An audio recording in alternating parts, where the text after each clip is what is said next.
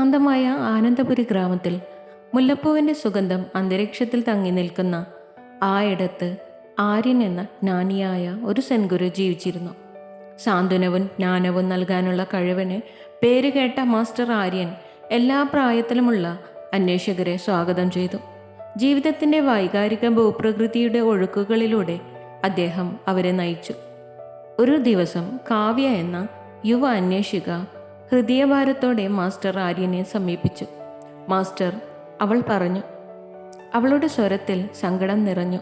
എനിക്ക് വളരെ നിരാശയും നഷ്ടവും തോന്നുന്നു.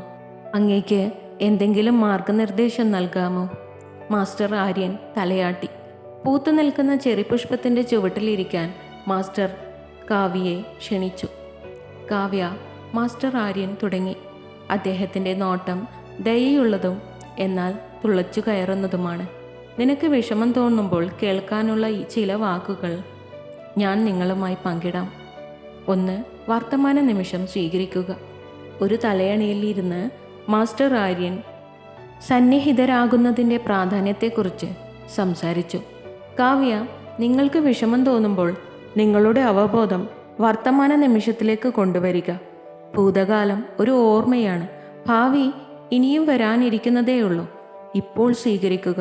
അവിടെയാണ് നിങ്ങളുടെ യഥാർത്ഥ ശക്തി. 2. ശാന്തമായി ശ്വസിക്കുക. പിരിമുറുക്കം അറിഞ്ഞ് ശ്വസിക്കുക. ആഴത്തിൽ ശ്വസിച്ചുകൊണ്ട് മാസ്റ്റർ ആര്യൻ ശ്വാസത്തിൻ്റെ ശക്തി ഊന്നിപ്പറഞ്ഞു. നിങ്ങൾ ശാന്തതയിൽ ശ്വസിക്കുമ്പോൾ ലോകത്തിൻ്റെ ഭാരം ഉയരുന്നത് അനുഭവിക്കുക. നിങ്ങളുടെ ആത്മാവിനെ ഭാരപ്പെടുത്തുന്ന പിരിമുറുക്കം ശ്വസിക്കുക. നിങ്ങളുടെ ശ്വാസം ശാന്തതയിലേക്കുള്ള ഒരു പാലമാകട്ടെ. 3. പ്രകൃതിയുടെ രോഗശാന്തി സ്പർശം. ശാന്തമായ ഒരു പൂന്തോട്ടത്തിലൂടെ സഞ്ചരിക്കുമ്പോൾ മാസ്റ്റർ ആര്യൻ പ്രകൃതിയുടെ രോഗശാന്തി ഗുണങ്ങളെപ്പറ്റി സംസാരിച്ചു. കാവ്യ, പ്രകൃതിയുടെ മനോഹാരിതയിൽ മുഴുകുക. കാറ്റിൻ്റെ മൃദുലത അനുഭവിക്കുക. ഇലകളുടെ മുഴക്കം ശ്രദ്ധിക്കുക. പ്രകൃതി ലോകത്തിൻ്റെ മൃദുലമായ മന്ത്രിപ്പുകൾ നിങ്ങളുടെ ആത്മാവിനെ ആശ്വസിപ്പിക്കട്ടെ. 4. ചിന്തകളുടെ നൃത്തം. കരയുന്ന വില്ലോ മരത്തിൻ്റെ ചുവട്ടിൽ ന്യായവിധി കൂടാതെ അവളുടെ ചിന്തകൾ നിരീക്ഷിക്കാൻ മാസ്റ്റർ ആര്യൻ കാവ്യയെ നയിച്ചു. ആകാശത്ത് കാർമേഘങ്ങൾ പോലെ ചിന്തകൾ വന്നു പോകുന്നു. അവയിൽ കുരുങ്ങാതെ നൃത്തം ചെയ്യുന്നത് കാണുക. നിങ്ങളുടെ കടന്നു പോകുന്ന ചിന്തകളാൽ നിർവചിക്കപ്പെടാത്ത നിശബ്ദ നിരീക്ഷകനാണ് നിങ്ങൾ. 5. നന്ദിയുടെ പരിവർത്തന ശക്തി. ഒരു താമരക്കുളത്തിന് സമീപം മാസ്റ്റർ ആര്യൻ നന്ദി പറഞ്ഞു. ഇരുട്ടിൻ്റെ നിമിഷങ്ങളിൽ കൃതജ്ഞത വളർത്തിയെടുക്കുക. എത്ര ചെറുതാണെങ്കിലും നിങ്ങൾ നന്ദിയുള്ള 3 കാര്യങ്ങൾ പട്ടികപ്പെടുത്തുക.